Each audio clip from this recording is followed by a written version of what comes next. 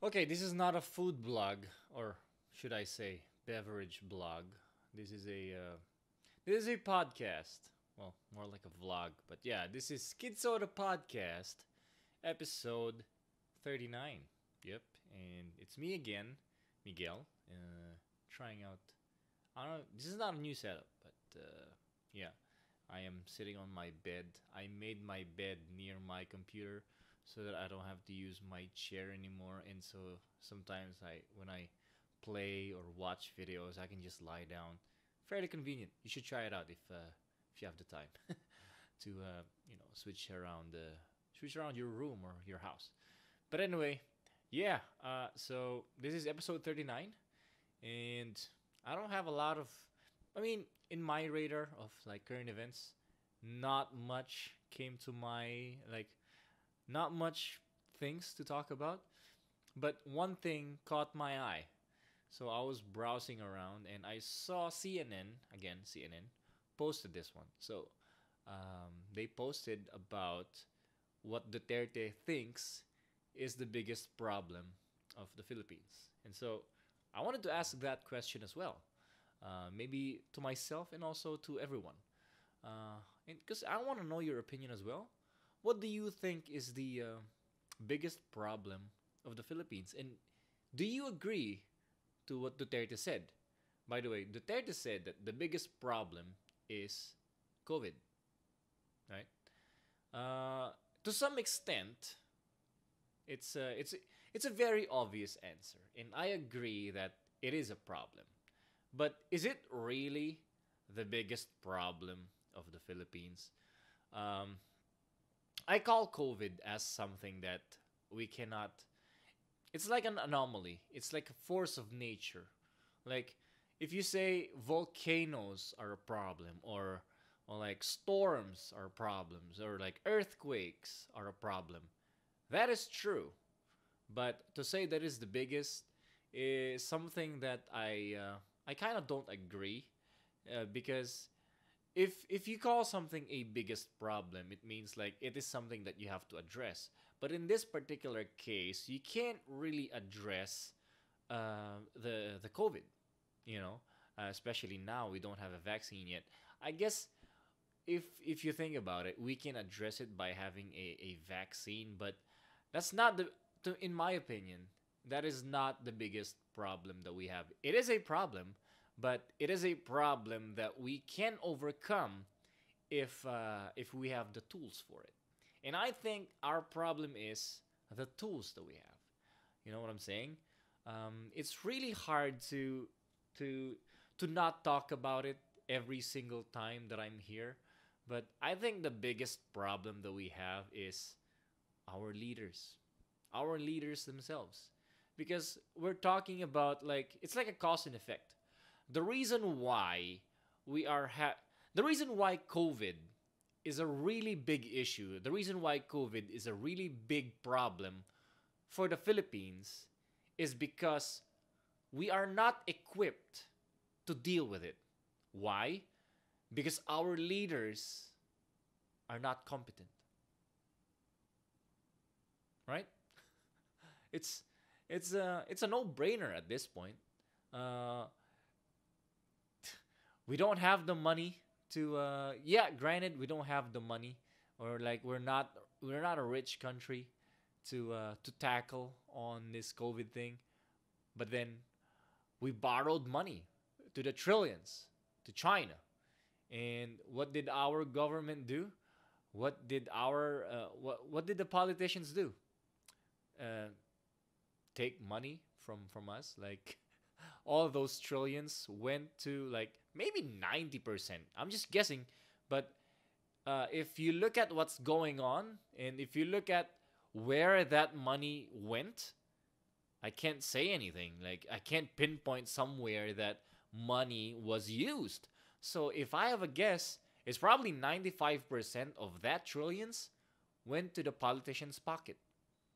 None of it went to any project or any solution to to eradicate COVID. We did the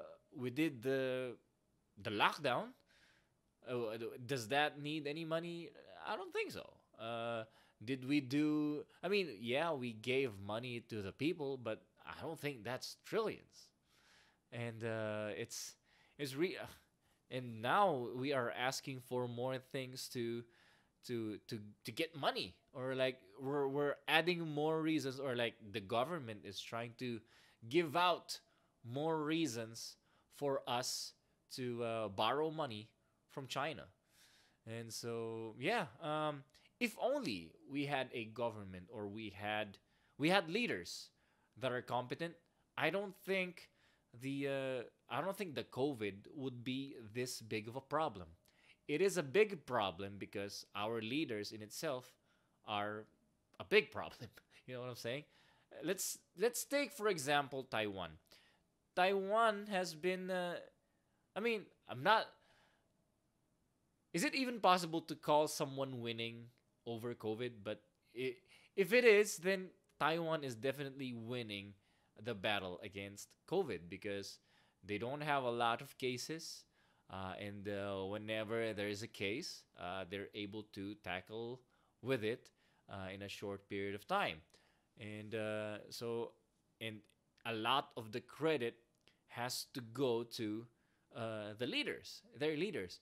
If we have the same leaders, then it's possible that we are able to tackle this COVID thing with a little bit more competence. You know what I'm saying? Granted, I also heard one person, it's also a politician, say that the problem is that the people are hard headed. Us, the people, the Filipino people, are hard headed. We do not trust the government and we do not follow the rules. Um, that's true. I am not gonna lie that the Filipinos are hard headed.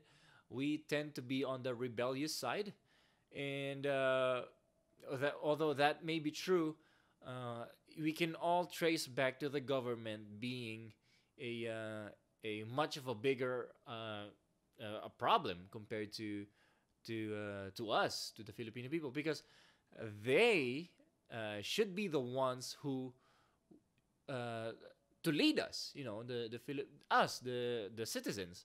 They're the ones who's supposed to lead us. But as I don't want to point, but a lot of our government officials has been very, what do you call this, hypocritical when it comes to all of this. They say don't do this, don't do that, and yet they're the ones who's doing it.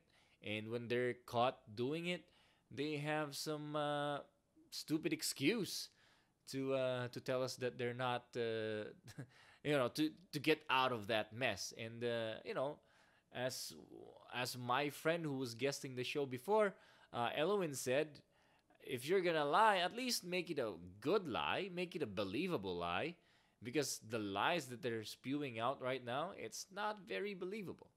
You know what I'm saying? And so, is there? So that's my point.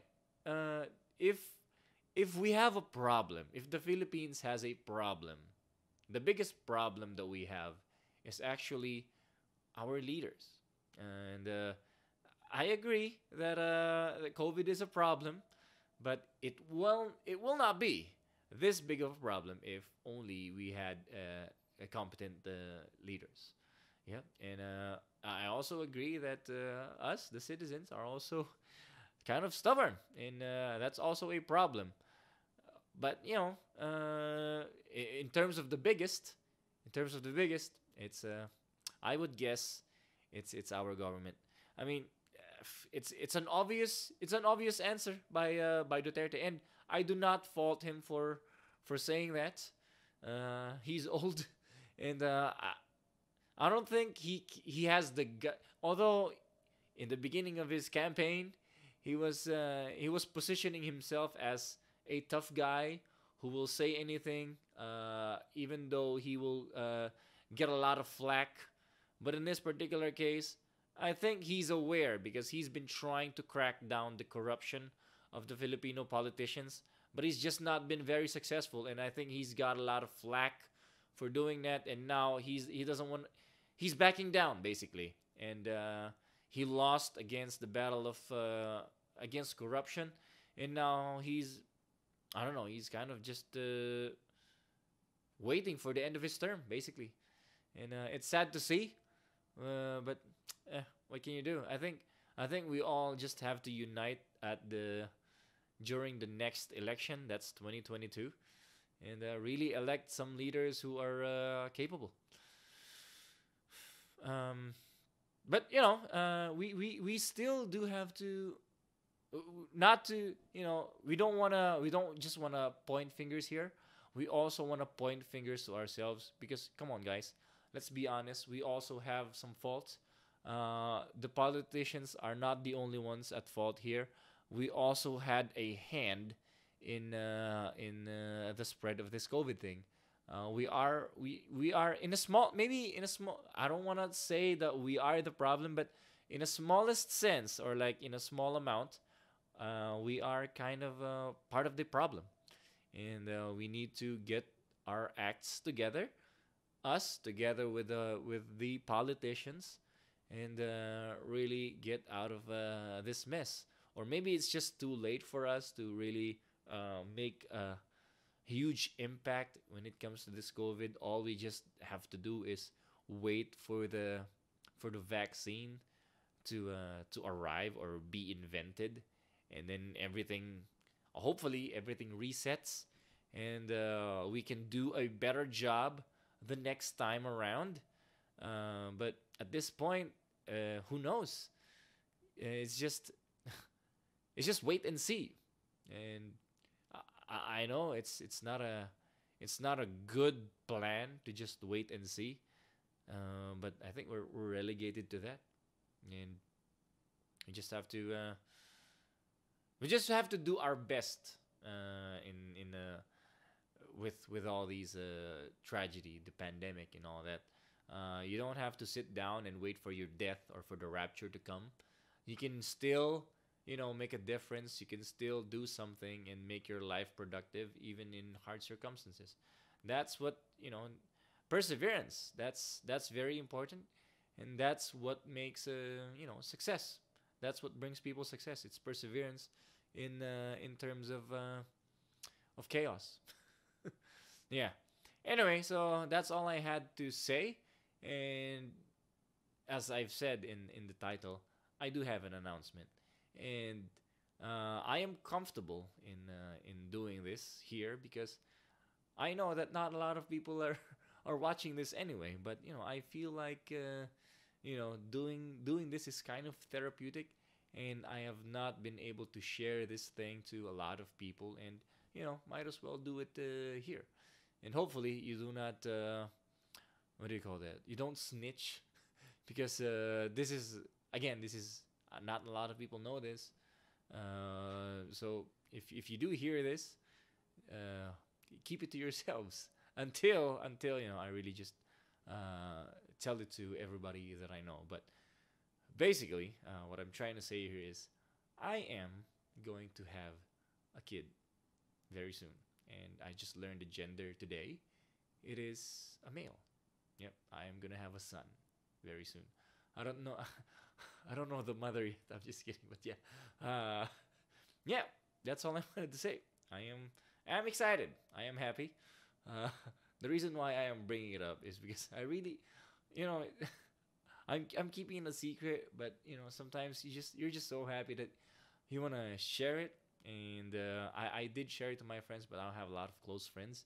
I haven't told my parents yet, so that's gonna be a surprise to them. They have been wanting to have grandkids for a while now, and so that's gonna be a good surprise. And so try not to try not to break the news to them without my permission. I want to be the one to do that for them. Anyway, yeah. So that's it. That's all I wanted to say, and hopefully you're not weirded out with that. Let's just be happy for me. Hopefully you're happy for that bit of news, and I'll see you on the next one, episode 40. Yeah. So there we go. My name is Miguel. That's episode 39 of Schizo the podcast. It's a Tuesday night, by the way, and so I'll see you on Friday. Yeah. All right. Later, guys. Good night.